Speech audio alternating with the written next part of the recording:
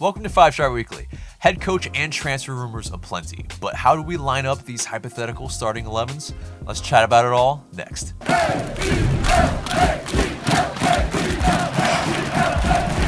Welcome to the show, 5-Star fam. I'm AJ, and this is Tanner and Mark. Before we get into it, become a member of the notification squad by hitting the bell next to the subscribe button on YouTube.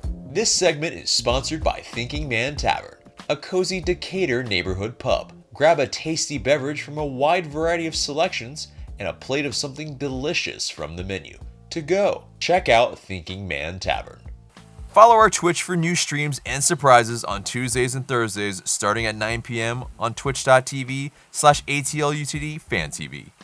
So guys, let's get into the latest from this week. And yes, Joseph Martinez has been placed on the season-ending injury list. Unfortunate, but I think expected, at least from many of us here. I think all of us here expected that, it would be a little bit difficult for him to come back in time. His right knee, he got surgery in March. And yeah, I mean, that timetable, however accelerated, is going to be too difficult for even someone of, the warrior mentality of Joseph Martinez to be able to come back in a one calendar year. And so I think with the craziness happening in 2020, they made the smart move in putting Joseph Martinez on the season-ending injury list. But I, for one, I am here for that epic comeback that's no doubt going to happen. When we're in the bends, if there's going to be some walk-up music, if he gets subbed in, oh my God, it's going to be one of those moments that you cannot miss. But what do you guys think of this? Does it make sense to you? Yeah, I mean, I think it's his timetable. I mean, say he was aggressive and did really well and was recovering at 7 months, that'd still be, end of October before he'd be getting back. And even then, it's just like, honestly, do you really want to risk it in a season like this? And it's just like, no, give him the best chance at recovery. And, we've talked about that before. And, I thought that if you could get him back and he was fit and he was ready to go, then, yeah, you keep him. But I think, doing it in conjunction with filling up the roster and getting yourself some more depth across the board, I think it makes sense for right now. And you're just going to have to do the best with what you got. What you got so far is pretty decent. And it sounds like it's getting stronger. So, yeah, I'm here for this. Let Joseph be healthy and let's attack 2021 when he's ready. Right. And so, yeah, great point there is that, putting him on the injury list opens up a spot, a replacement player that we can put on the roster, and we'll talk about that person in a minute. But Mark, what are your thoughts? Yeah, I think it makes sense. I think for Joseph, now he knows he can just focus on being ready for February 2021. And I think that is, I think that way also you get a smoother rehab than him potentially trying to come back for games at the end of this year. And then, with all the uncertainty, we don't really know how many games are going to be played. I mean, we have an idea of what they want to do, but just to kind of mirror what Tanner said, there's just so much uncertainty in 2020. I think also with the requisite moves that the team have done, I think they've set themselves up well. I am curious to see Lopez now in particular, but overall, I think this was a sound decision. Yeah. And so, even in spite of this, this move, managerial-wise, in terms of that, in terms of players, well, there was progress from Joseph Martinez, and he was kicking a ball from a little bit of a distance at one of those walls, and so it was great to see that, he was able to trap the ball, he was able to kick the ball with both feet. It's still, I think, he's way ahead of schedule, I feel like, anyway. But it is one of those things where, great to see, but, it doesn't really matter in the grand scheme of it. You still want to give him the best possible rehab. And that's, giving him a full calendar year, essentially. But so moving on from that, he still is busy, though. Yeah, not only with rehab, but getting some paintings, a portrait done of him. He put it in his living room and he showed it off to the world, and it's pretty dope. I mean, it's pretty gaudy a little bit as well, but it is one of those things where it fits his style. It fits his style. Yeah, and that wall is massive. That portrait is massive. It fills the entire wall pretty much, and I love it. I mean, that's if you can do that where you have that scene in Dodgeball where if you had a portrait of you riding a bull, would you do it? I mean, probably. I mean, why not? And that's, I think, the equivalent here is, you got it, so why not do it? But anyway, so moving on from that replacement player for Joseph Martinez in the roster for Atlanta United is the rumored Eric Kubo Taurus, who last played in MLS for Houston Dynamo. And yes, was out of contract at Tijuana, or Cholos, as they are also known. And he has signed on as a season-ending injury replacement player. Now, Carlos Bocanegra also was a teammate of his when he was playing at Chivas USA. Kubo Taurus was coming up at that time. Young, hot prospect. Pretty much everybody wanted him. But he said that Kubo is a natural goal-scoring forward who will bolster our front line, and we're pleased to add a player of his quality to the team. And so, he's a guy that's obviously Boca knows very, very well. And, I mean, getting him on a free, not too bad, as well as, someone who has experience in this league, especially during this time in the pandemic when getting players pretty much of any ilk is very difficult. And so, what do you guys think of this move of Kubo Taurus, who has, to some degree, the Mexican has been maligned in some areas because of, his history of maybe starting off strong and then kind of tailing off. But, what do you guys think? Tanner? I mean, you need depth, and he seems like he could do a job. I mean, he doesn't sound great, but honestly, with where his team's at this year and what's going on, I mean, it seems like a nothing but upside type kind of deal. You hope he does well, and if he doesn't, it's almost a free hit because, to my knowledge, I mean, the contract's only through this season. Is it longer, or is it only through the end of the season, right? Yeah, well, that's where it's a little bit cloudy. They haven't announced that, but with because if it's just at the end of the season, then it's a free hit for you, really, because right. Joseph's off the roster. You need another striker. You fill that roster spot for basically nothing. And so it's nothing but upside, really, because you need bodies that can be decent, and he could be decent. So let's hope he can do a job or two. But he's more mobile than what you had. So right, and that's where we needed somebody that could get in behind, someone that could run at defenses. But and before we get to Mark, it's where he's a replacement player, and so that is the thing where at least I think he takes up that roster spot in the interim. But then next year, if we do decide to keep him, then he would probably move to a different spot in the roster. So in terms of that, if he is signed for longer, it may be decided at that point. So Mark, what are your thoughts? Yeah, and I think I'm glad you said that, because I think that's also part of why I think this is a sound decision. I mean, it's not an exciting move, obviously. It's really just to get you through to the end of the season. He offers you something different from John and JJ Williams. But those three guys really... Well, hopefully he doesn't get sent off immediately. That's exactly a different option from JJ Williams. Right. But also, he's like the smaller, quicker type of striker. And I think those three guys, JJ Williams, Adam John, and Kubo Torres, are competing for a spot on next year's roster. With Joseph coming back healthy, Eric Lopez is obviously a long-term signing. And so I assume the team will carry three strikers. And so, who's that third striker going to be? And so I think...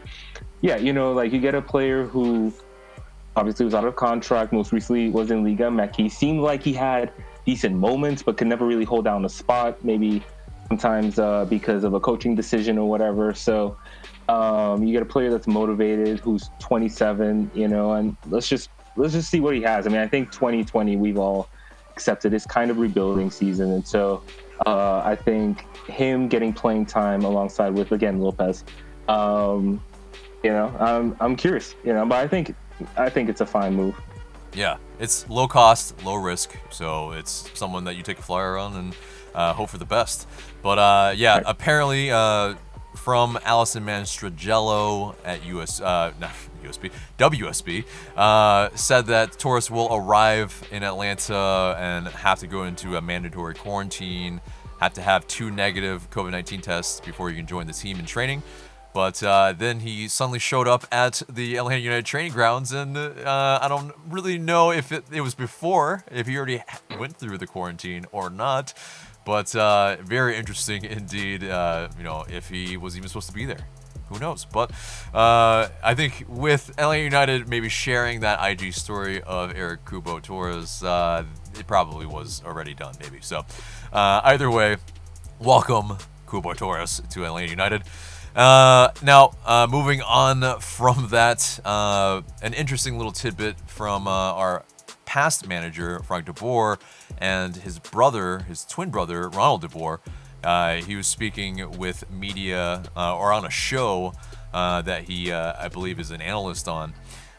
He said about the resignation of Frank de Boer from LA United, he said, "I see a little bit of relief. He's done with it. Certain aspects that were probably not to his liking, but he only has to explain himself once. I think he has had it now." And yeah, he also mentioned that, yeah, it might be good for him to maybe do something different. So very interesting words from his twin brother. But yeah, any thoughts of what Ronald said? Like, hey, bro, you suck. Stop doing it.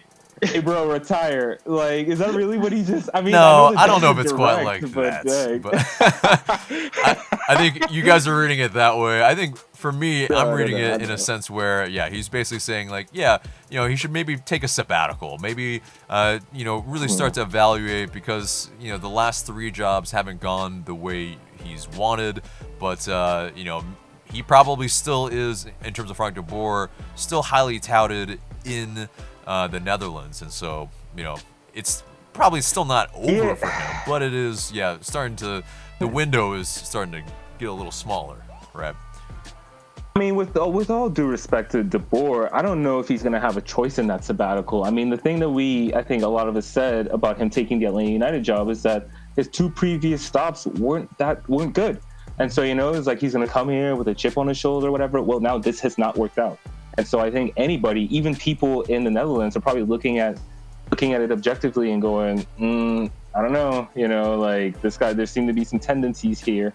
So I think that probably would do him some good to take a 18, 24-month sabbatical, like kind of study what the game is, kind of study how, other successful managers go about doing their business and try to replicate some of that, I guess. I mean, like, I think that, especially in terms of coaching, people can grow and change, but I think that has to happen if he wants to have success at his next job. So, Tanner?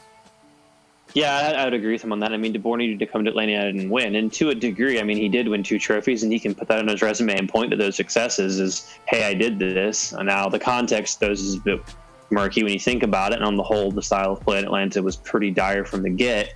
But yeah, Mark might have a point. If he can get a job somewhere, then he needs to make sure it's a place where he can succeed, because it might be a last chance saloon for him, because not doing successful like that, too many times in a row, you're not going to find that. So, all the best to him. I hope that he does, find a good career and find some success and turns everything around for him. Nothing ill against the guy. But I'm at the same time very much glad that Atlanta had moved on. Yeah. I think what's cloudy here is that, yeah, he was a success by all kind of metrics of winning and in terms of trophies at Atlanta United, but I think the ultimately why he was let go, or at least mutually said to part ways, is because of the style that the front office wanted, and he ultimately did not deliver. And so I think that's where maybe it's a little cloudy, but me personally, that's where I'm coming from. But anyway, so in terms of that, Darren Eales has talked about what he's looking for in that new head coach, and he said, "We want to be winning games and winning trophies, but we also want to do it in Atlanta United style, which is attacking and on the front foot." He said, "The timetable to hire a new manager, we don't have to rush it. We don't have to take who's available this minute. We got to take our time, and we got to make sure we get the right person." He also kind of waxed lyrical a little bit as well. He said that he recited a line that was in his fortune cookie when he spoke to the press. He said, "Expect great things, and great things will come." He also said Atlanta United has sights set so high that even failure will have an echo of glory, which, yeah, I mean, to a degree is kind of what Frank de Boer did with Atlanta United last year. There's an obsession with systems and formations. Apparently, Darren Neal said, and he's commented that Atlanta United can get back to their attacking identity by saying it's not a formation, it's really a state of mind. So, interesting thoughts. Would you say it's an identity? I would definitely say that that's an identity thing that, yes, Tanner duly noted this February in a Dirty South Soccer article. And so, yeah, it is definitely one of those things where we lost where we, really came from. And, yes, Tata, huge part of that. It's not just hearkening back to everything that Tata did and every tactic or every single, we need to build on that, and we need to, it's not just only the way we lined up. It's definitely the way we enjoyed watching our soccer. I think that's where he's coming from, and so, I mean, you guys? I completely agree. I mean, because, I totally agree. Like, I do think that, one, we do obsess with, setups and tactics, and so I do it too. But at the end of the day, like, I think that's something we talked about time and again, is that the team was just not approaching the game on the front foot. And that's something that even the players voiced. So, that was another point I was going to make. But, I mean, I basically agree with the Eagles there, yeah. Yeah, Tanner. Smug face and all.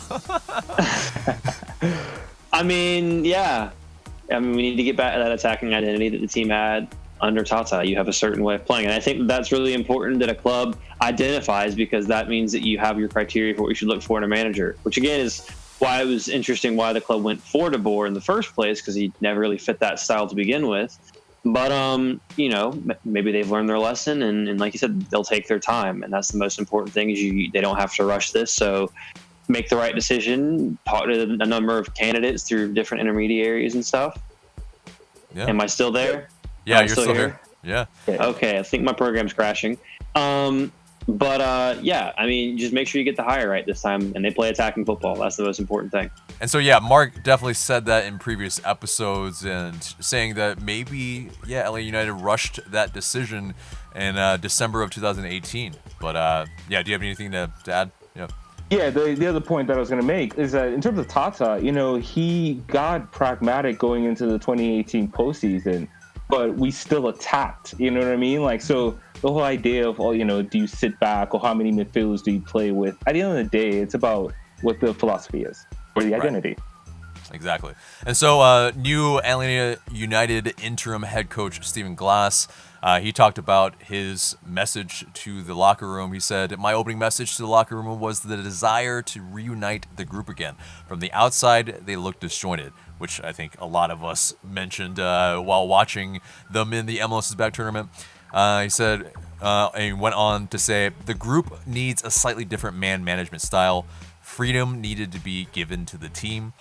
Glassy also said, "This is probably the biggest club in North America, so this is my opportunity to show what I can do with a great group of players."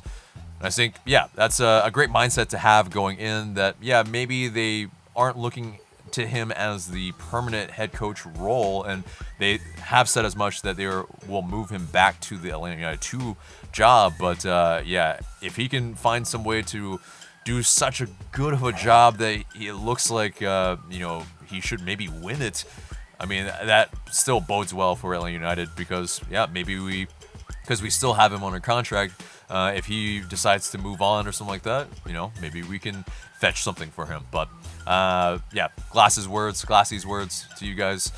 Does it ring true for you guys? Yeah, I mean, he also said something about the way that we're going to line up and play. He's not going to tell how we're going to line up and play, but it's something new and different. So, I mean, it's just like, well, you got me on board. Get back to identity. Give creative players the ability to be creative and play attacking soccer. Good, because it can't be anything duller than what we've seen. Mm-hmm.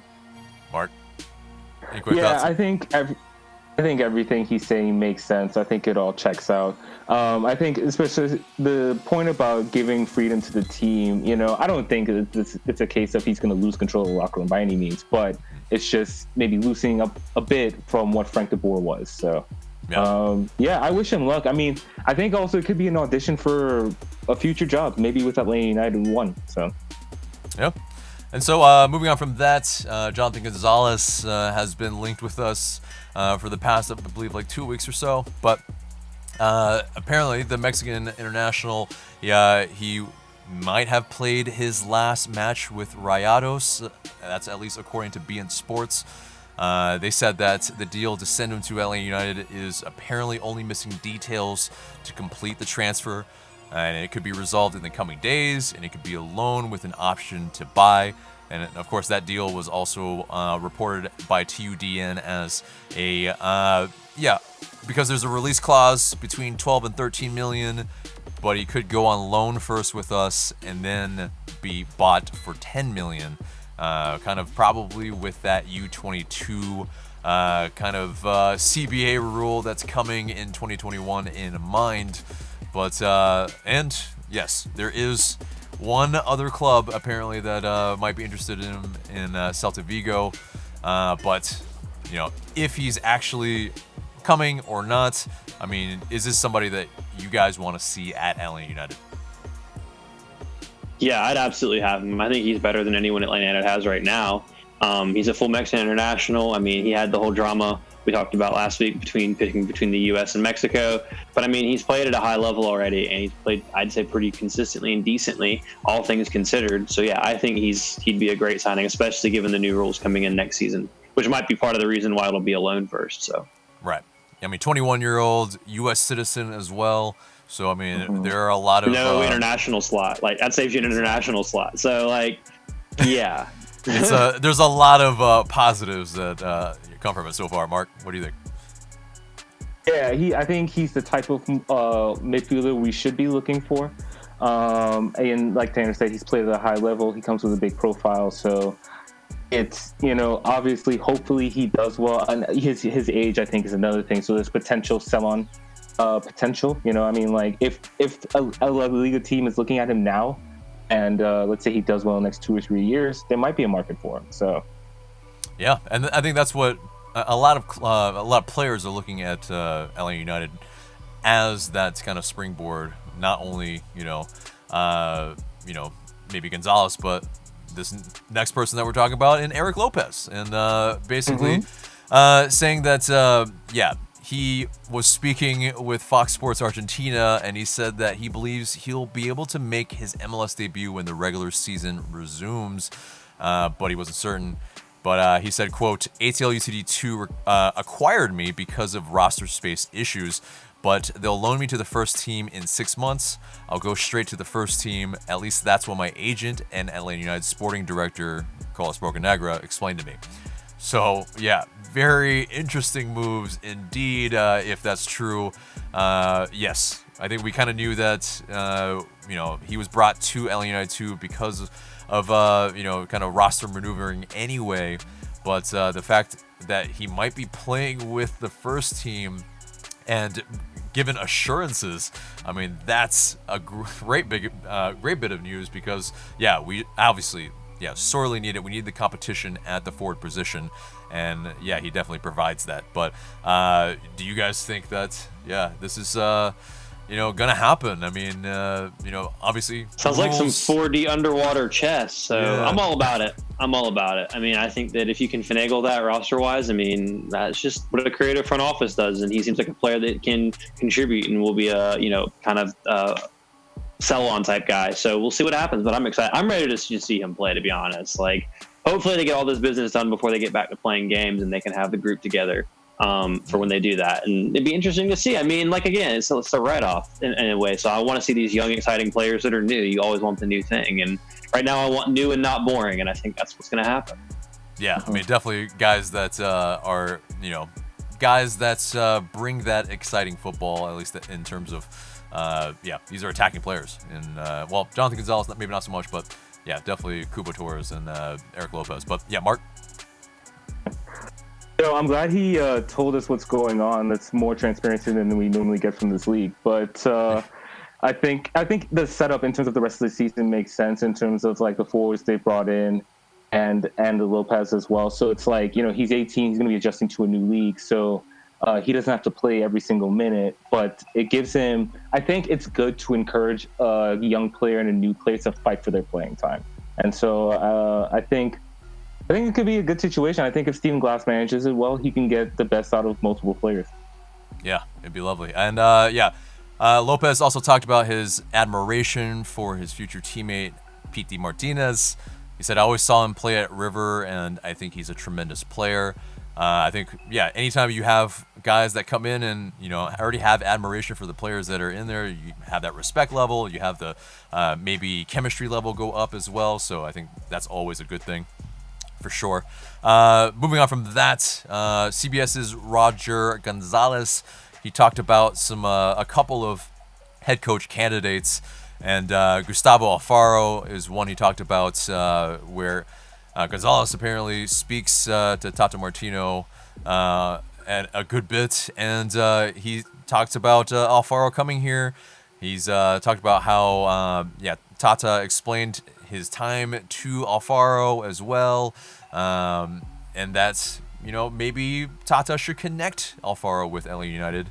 Pretty much, it's a very loose link so far in terms of head coach candidates, but he said that Alfaro has received interest from Chicago Fire before the season.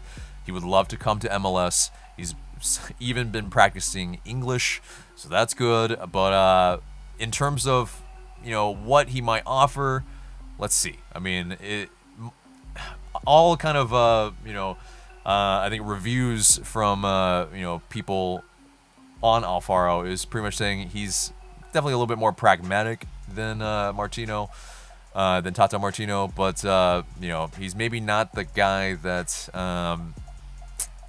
is like a Frank de Boer, so that's good. But what do you guys think, Alfaro? Maybe the plausibility of this candidacy for LA United. I mean, it's like you kind of said, it's pretty loose. Maybe it's the guy trying to actually get himself linked to the job. I don't know. But I mean, I think there's going to be a lot more of this in terms of more names that get brought up and more names that get linked to Atlanta United. But still, for me, my personal one that I'd like to see right now, I think would be Gabriel Heinze. So, but yeah, this link, I think it's just one of what will be probably many. And if there's a lot of links, that's good for Atlanta United because clearly the job is seen as an attractive proposition around the world. So, yeah, Mark. Yeah.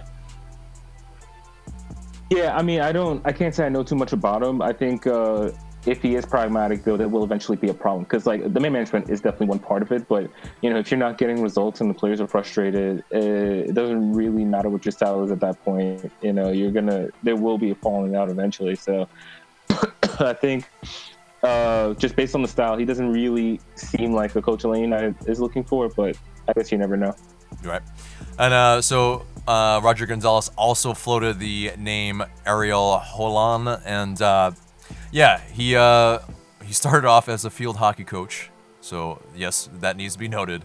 But he also led Independiente to a Copa Sudamericana, and Barco was part of that. So, there is I think something with Hollande and maybe a plausibility, a kind of pedigree, which is good. But, Ariel Hollande, I mean, somebody you feel like that, would be a good link, someone that we should be linked to? What do you think, guys? I mean, I think it's one of those similar situations, but having the previous relationship with the player is interesting. So, I mean, you can always sound out Barco, even though he was obviously 18 at the time, 17, 18 at the time. But, I mean, to have won that cup, that's at least he's won something. But, again, it'll take some time, and I personally can't admit to having seen many of these South American managers' teams play just because it's so difficult to consistently watch a lot of South American football. Sure. So you just have to trust that the club's looking in for the style that we keep talking about, and it would be kind of odd to me for Darren Eales to come out and say that we're going for a certain type of style and to hire a manager that doesn't fit that. So I've just got to hope that some of the names that they're linked to or the ones that they're seriously considering just fit that style. Right. Mark, what do you think? Yeah, I was just reading his profile a little bit before, and I think it's interesting that he used to coach field hockey. He has put in the time in terms of coaching in soccer, though, being on certain staffs, and he has tasted some success. It would be interesting, I guess. I mean, seeing like Tanner, I'm not going to speak to like what formation he's going to roll out or whatever. But yeah, it's. I guess we just got to get used to this rumor mill. I guess we're gonna have to do our research about a lot of these coaches. But what I will say too about field hockey, it's not that different from soccer. So I mean, like, there are some principles I think that would translate to. I've never seen a field hockey game in my life. I've seen a couple, but yeah. And I think it's also, I mean, if there's good man management skills already there, then okay, that's that will generally translate in most sports. Depends, obviously, but yeah. So moving on from that, in terms of in terms of the league will come back, it's kind of cloudy for the most part, except for this article in Washington Post saying that yes, the first full weekend would occur August 21st through the 23rd. Before that, it would be the teams that were not able to participate in the MLS is Back tournament in Nashville and FC Dallas. But most of the teams would be able to return for apparently 18 games, according to The Athletic. That weekend of August 21st through the 23rd. Very interesting indeed, because we're filming this on August 5th, a Wednesday. That's pretty much about a couple weeks plus, and so still no schedule, still no other information in terms of all that, but they are apparently planning to have some games where the fans can be at the stadium. Now, obviously we're in the middle of a pandemic and it's only getting crazier, but what do you guys think of that time frame, possible games, 18 games? I mean, all those things. What are your thoughts? I mean, it takes you to 23 games total that counted, and the 3 at the tournament, the 2 that you played beforehand, and then the 18 that you play. So obviously it's a shortened season regardless. I mean, if you can get it done, you can. I think it's a bit interesting that some of these clubs are thinking about even having fans at these games. I don't think that should happen. I don't think that should happen. I think it's a bit ambitious, but I mean, if you can get games at least in the stadiums, and if these stadiums like you saw in Europe, then that's a positive. You can get those games done and have some semblance of a season. But we'll see what happens. But if they can do that, great. I just don't know how it'll happen. Yeah, I mean, go ahead. Sorry, go ahead. No, go ahead. Okay. I think in terms of even if the games don't have fans, which I'm completely against anybody having fans for basically the rest of the calendar year, but that's just me. In terms of these games even happening, we really can't say we've seen a successful non-bubble format work. I mean, NWSL, MLS, NBA, NHL, I want to say, all doing bubbles, right? And then you have MLB, who are trying to get through a season. They've already had to postpone a bunch of games from 1 or 2 teams. There's already been an outbreak on a team. I mean, I don't know why that wouldn't happen to an MLS team, especially since 2 of those MLS teams didn't even make it into the bubble, really. I don't want to be the guy who consistently rains on the parade, but I just, if they do it, if they do it successfully, fine, whatever. But it's difficult for me to see how that is going to occur. Yeah, no, obviously there are obstacles within that path to finishing a whole season, so we shall see. Now, the MLS transfer window opens on August 12th, and the whole international marketplace is in a flux as well, so we'll see how many deals get done. But obviously we already have a lot of players that were rumored with and in tow, so it's I mean, we're getting some of our work done early, which is good. But so moving on from that, in the MLS is Back tournament, yes, Orlando is in the semifinal versus Minnesota United, and Philadelphia is playing Portland in that other bout in the semifinal. But what is 2020? I mean, besides Portland, which are, I think, a perennial powerhouse, I think any of these other teams is I mean, Philadelphia was good last year, but it is one of those I think Minnesota was decent last year, and right. Philadelphia's had some decent moments. They've been okay. I think Orlando's squarely obviously on a surprise. Orlando. But they beat LAFC, which I'm here for. I'm all here for LAFC losing, especially to Orlando. I find that personally entertaining. But because honestly, LAFC is more of like a rival in terms of club stature than Orlando is. So it's just like, for the memes, it's just funny. And I just don't like LAFC winning things. Like, I just don't want them to win things ever. But more so than Orlando, though. I mean, but this tournament no one gives a shit about. So, like, I don't care. First off, they're not going to win. Let's be realistic. If they do, good on them. But I'd like to see Philadelphia or Minnesota win this thing. So, but I mean, they should be competitive semifinals. Yeah. Mark, any thoughts on it?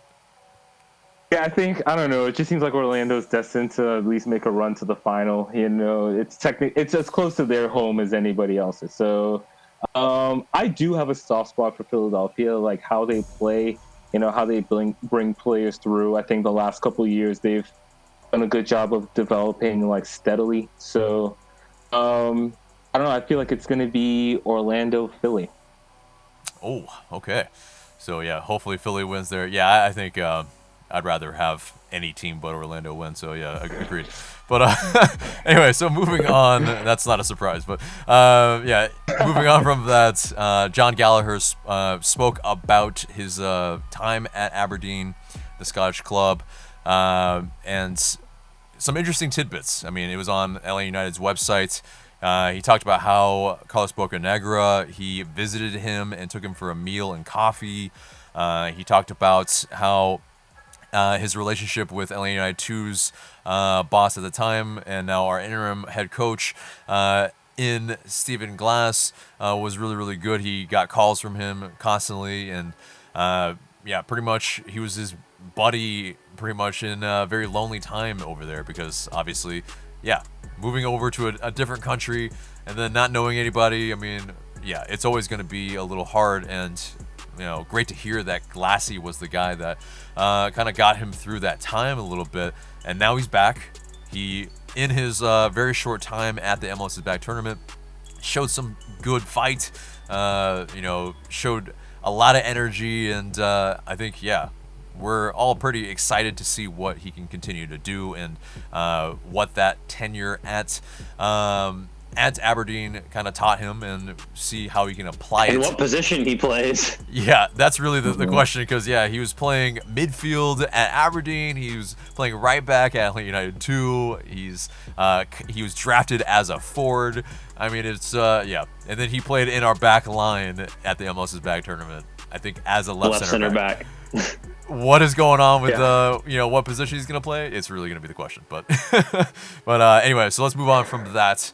Yeah, MLS also announced that they have expanded membership of the Elite Youth Development platform, and basically a bunch of elite academies and USL academies and MLS academies not only have banded together already, but this new platform will consist of a elite year-round competition, and it includes the likes of some Georgia academies as Lanier Soccer Academy, Southern Soccer Academy, and Inter Atlanta FC. So great to see that you know, some of our backyards academies are getting picked up for this kind of amazing opportunity to really build talent throughout the nation. So really cool. Let's move on from that to LA United 2 and the new interim head coach for the 2s in Tony Annan, also our academy director, if you didn't know. Hold on, can I say one quick thing on that last bit, though, now that I just thought about it? My only question is for those clubs that aren't part of, like Inter Atlanta and stuff like that, my only question is how much the kid's going to have to pay to be a part of this now for all the travel that's going to be involved. Because if it's going to make pay to play be more expensive, then this is going to hurt you more than it's going to help you, in my opinion, because you're going to lose a lot more kids who can't afford to pay and be a part of something that involves them traveling all over the country. Right. At that level. Right. They will have to figure out what that kind of scaling of the monetary process is going to be. Because you want the best players to come through, and you don't want players to get lost in the cracks just because of finances like that. That's the positive of being an MLS club. You don't worry about that. Like if you get signed by that, but if you're on one of these teams, it can be difficult. That's why it's kind of interesting to see like non-professional like academies in this whole thing. Right. It'll be a thing of basically how are they funded, and how can they be sustainable. So yeah, it does put a lot of pressure and more onus on these kind of smaller non-MLS kind of academies and whatnot. So but so back to Atlanta United 2. They won a 7-goal thriller. And I mean, you have guys like Jack Gurr, formerly of the Georgia Revolution. He had 3 assists for the night. Mackie Jop, he had a brace. And fun match to watch. But they go again Wednesday night versus their old nemesis in the Charleston Battery.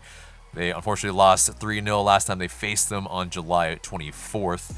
But I don't know if you guys watched that match, but I mean, I think great to see that the Twos are playing more exciting football than we are. But but nonetheless, if any team in our system is playing attacking and beautiful football, then that's great. So and it seemed like they maybe were deviating a little bit from the kind of style the first team was playing, because we don't really have a first team head coach anymore. So it's really however they want to play, they can play, and great to see. But anyway, so that does it for the news and gets us to a little bit of housekeeping in our Twitch stream. Follow it, twitch.tv/atlutdfantv. Tanner has been playing as LA United in the Premier League and losing to Tottenham, and that's. But either way, playing in Legendary, and that's very, very difficult. If you've ever played that in career mode, more power to you, because wow, it's maddening, as you will see on the stream. Really annoying. But either way, go check it out, twitch.tv/atlutdfantv.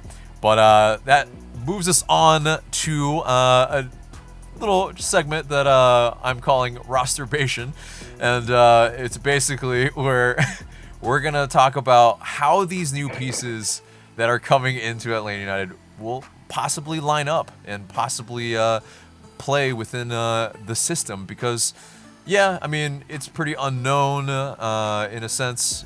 These players are new. A lot of people are curious, so let's get into it.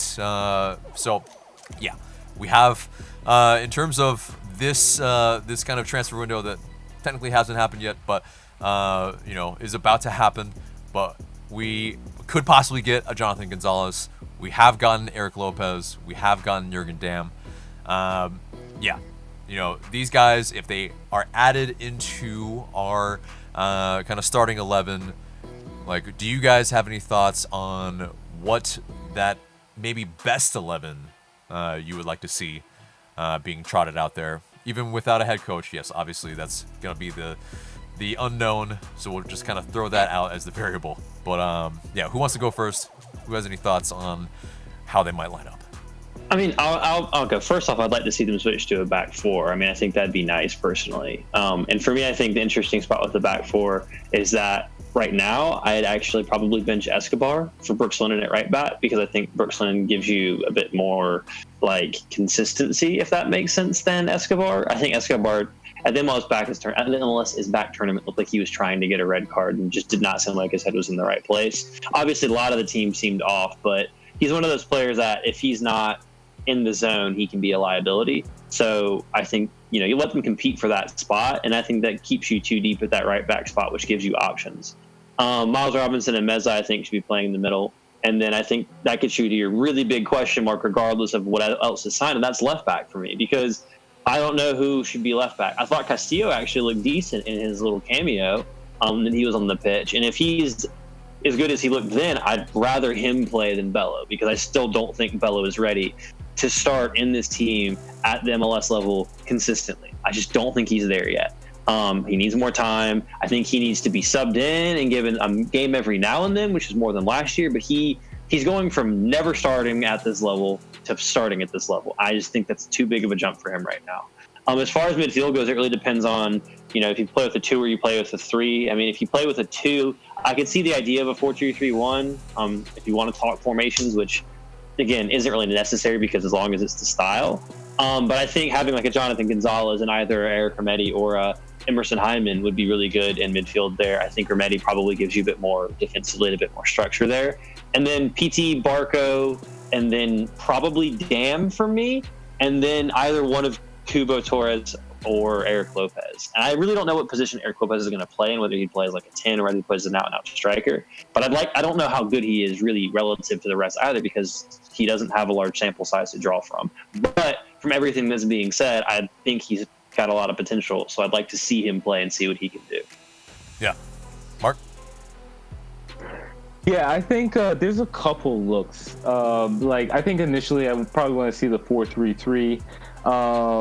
Backline, I'd like to see, at least to start off with, is Bello, Robinson, Mesa, Escobar. I do agree that Bello probably shouldn't start every game, and I think Escobar probably should be rotated with Lennon as well.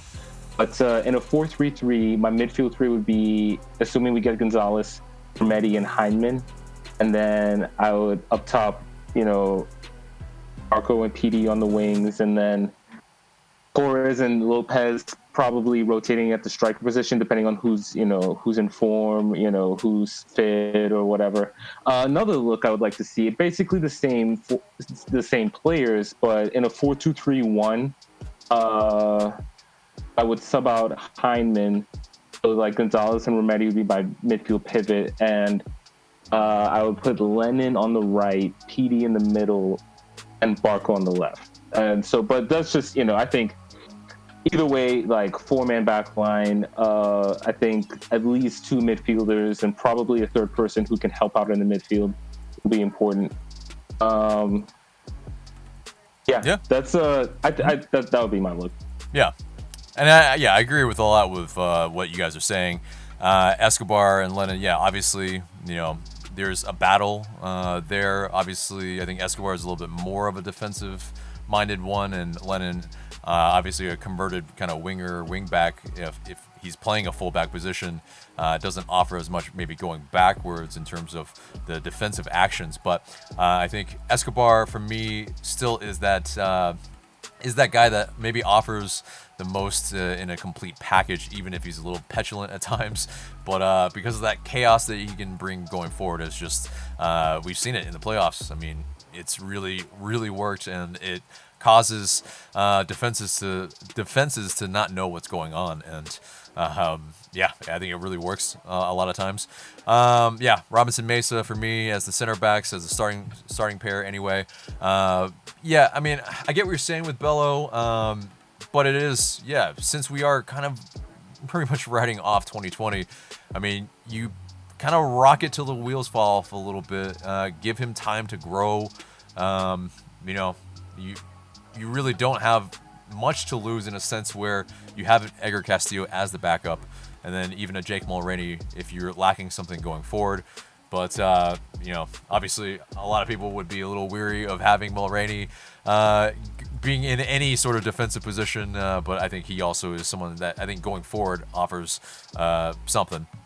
But, Gonzalez, I think he's more of that guy that he's not quite Nagby, obviously. He's not, as tidy in tight spaces, and he can get out of any sort of logjam that you have in midfield. But, he is a guy that I think is tidy with the ball, tidier than maybe a Remedi. And, you could have that 2 look of, maybe more defensive Gonzalez and Remedi. But for me, I think it's, you get that balance with kind of that deep-lying playmaker that Gonzalez would be. And then you have a Hyndman who would be more apt to play the position that he kind of played last year and trying to get forward a little bit more, trying to play some more combinations, especially in, I think, a 4-2-3-1. It kind of fits, I think, the personnel just slightly a little bit better because it's been, when you have the three up top with PT and Barco as your wingers, they kind of drift into the same spots, and it's been kind of a large issue of why we've looked disjointed. They just naturally kind of end up in the same spot, and it's kind of, maddening to see. So I think if you put maybe a PT with that kind of free roaming role as a 10, then you get that possibility of him being able to drift anywhere, and that'd be a little bit better for him maybe. And then Barco as my left winger. I think you pretty much give him the chance to win the job as the starting right winger until he proves that he can't.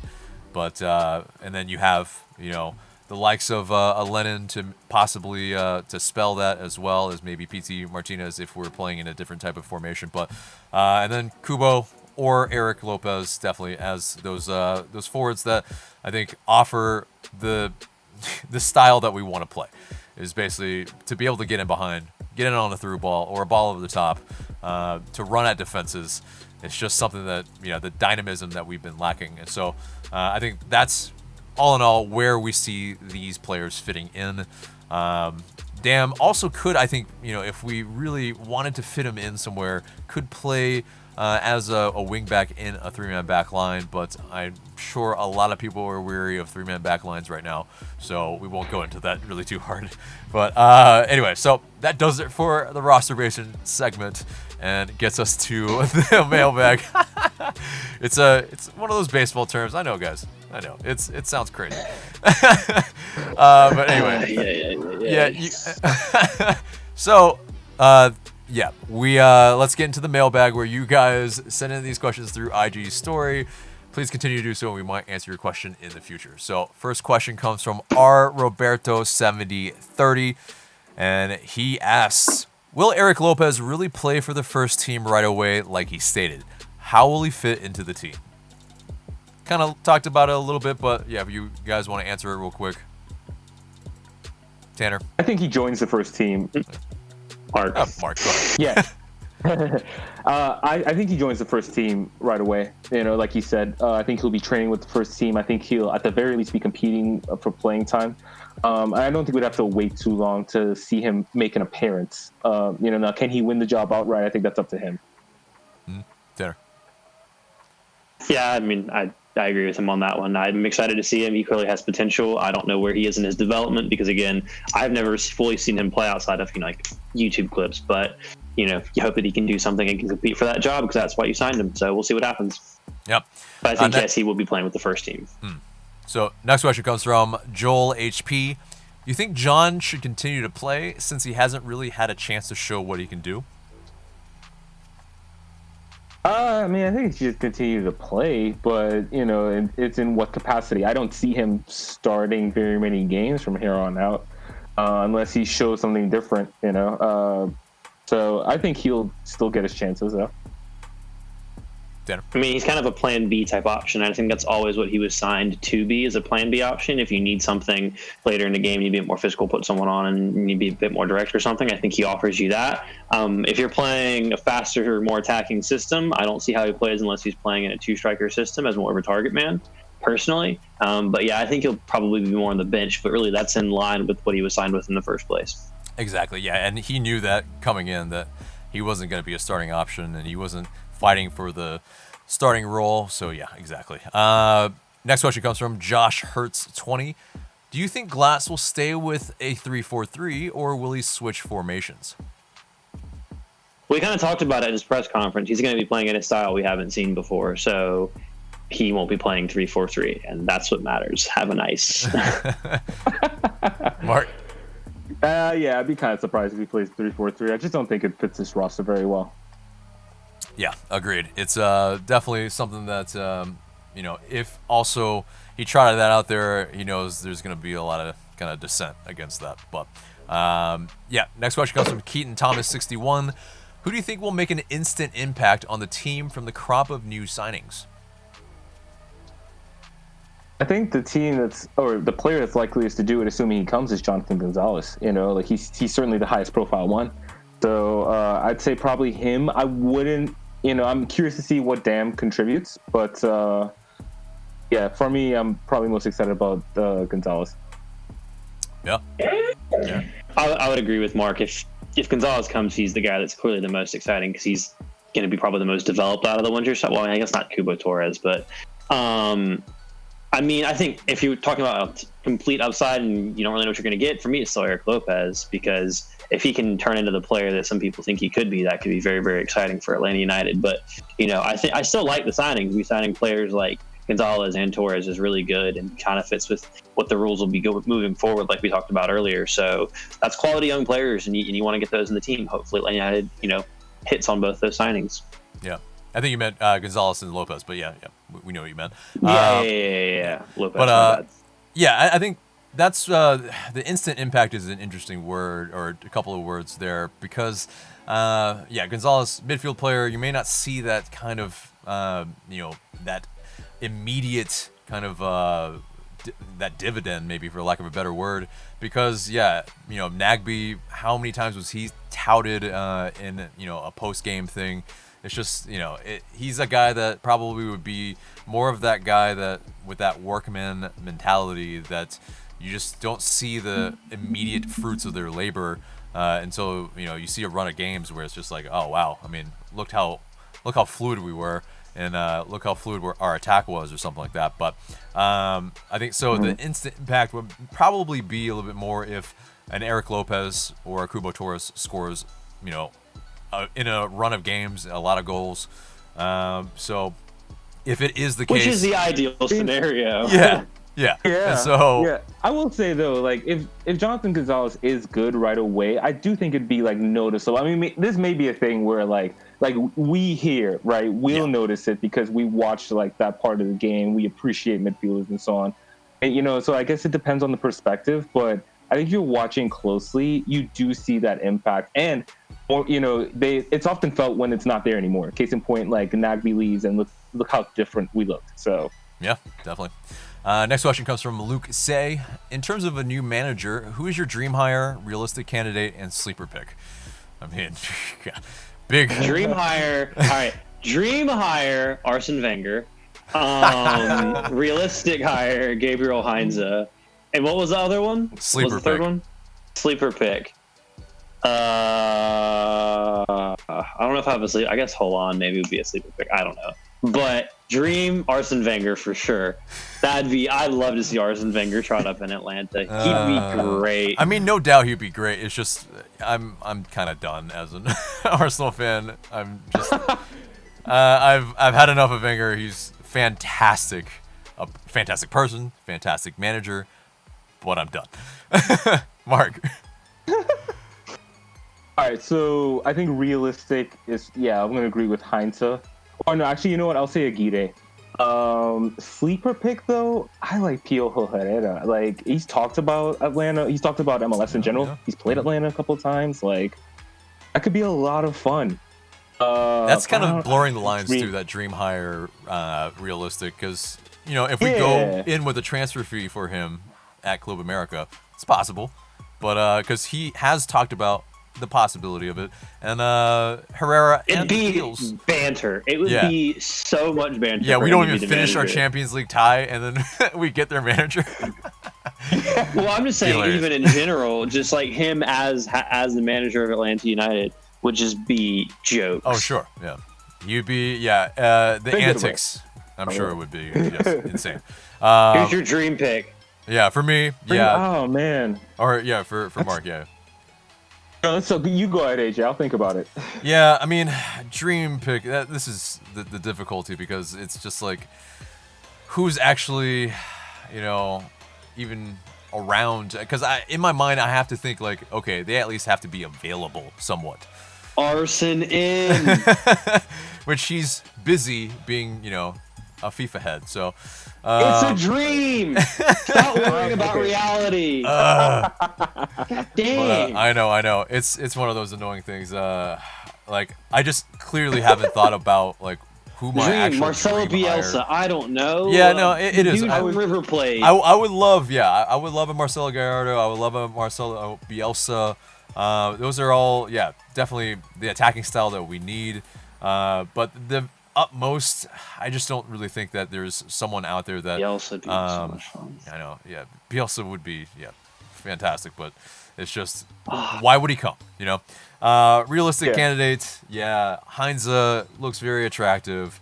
Almeida looks very attractive if we wanted to try to, go on him for maybe a transfer fee as well from Earthquakes. I would say this, like a dream hire, it'd be weird, but, trying to bring in Jesse Marsh from, Rebel. That would, kind of match that style that I kind of want to see a little bit. It'd be... He's getting a Bundesliga job next. Exactly. And that's what I'm saying. Yeah, he should. That's a great dream hire, though. I like that. If I was Dortmund, I would consider Marsh, but yeah. But he wouldn't come. It's I do like that stuff. He's also an ex-Red Bull. It's just not, Yeah, true, right? Don't care. Yep. But sleeper pick. He's good, though. You got a sleeper pick, Mark? No, it was dream hire that I didn't do. Okay. My absolute dream hire would be Xavi. Yeah, that'd be absolute dream. It just wouldn't ever happen. Nope. We're not talking about reality. I know. Stop it. I know. Stop but it. Anyway, I know.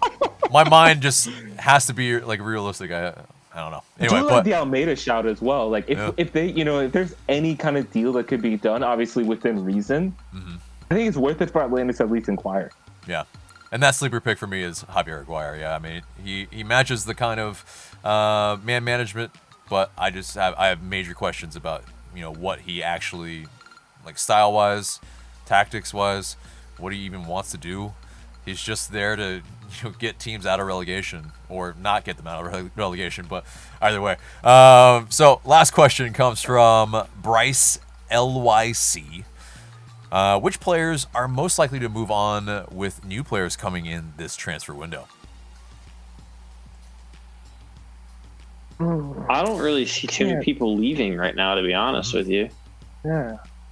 I think everyone needs to be given a decent shout by the new coach at the beginning of next season, which is why I think it'd be weird to to have players, unless it's just on loan or something. But even then, I'm not sure who that would be. I think he means that because, there are a lack of spots on the roster, so someone has to go. And so who might have to go for you? I think for me, I'll give you guys some time to think. I have some ideas. Yeah, it's unfortunate, but I think someone like Lawrence Weick, I think who just got signed to a first team contract. I think maybe it was a little bit forcibly, and he might be the first casualty in terms of just not being quite at the required level. And so he would have to be... But you also don't have a lot of depth back there either, which is why he was playing in the first place. It's true. I mean, I could see a guy like J.J. Williams going because you're bringing other strikers in. Yeah, and that as well. He hasn't really showed it at the MLS level as well. So if you can, get him to Atl Utd too, possibly. But I have a high doubt that, he'd be able to just be outrighted there. You guys have anybody else? Nobody? All right. J.J. Williams was my first shout. Yeah, I can't really think of it because it does feel harsh to do it at this moment. You know what I'm saying? So, but those are the fringe players I would think most likely. Maybe Castillo, but you don't have depth on that position. So right, exactly. So you keep him there, and I mean with Weick, like you're not gonna let go of a Campbell. So Weick is that guy. So it's just for me, there aren't too many. But again, if it was Weick, it'd have to be like a loan or something for me. I don't see outright releasing him because I just think that's a bad shake and a bad look at a time like this unless you fully know he's never going to be good enough. I think that's a bit harsh to make that call right now, just with no manager in place. Yeah, I mean, but it was kind of the thing for Luis Fernando, and someone that showed a good bit of promise, and then it's a casualty. So, but anyway, that does it for the mailbag and pretty much for the entire show, except for the question of the day.